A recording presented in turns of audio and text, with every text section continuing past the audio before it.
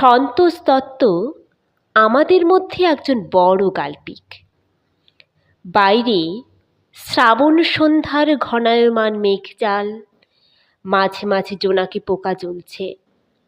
মুখুজ্জে বাড়ির বৈঠকখানায় আমাদের নৈশ আড্ডা বসেছে। না, ওসব কিছু না, শুধু চা, আর আছে গরম মুড়ি, কচি শশা, নারকেল কুচি। সন্তোষদা আজ কলকাতা থেকে 2 দিন এসেছেন।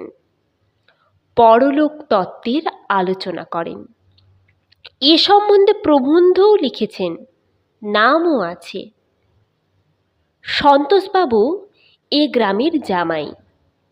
মাঝে মাঝে আসেন, কারণ শ্বশুরবাড়ির সম্পত্তির তিনিই উত্তরাধিকারী।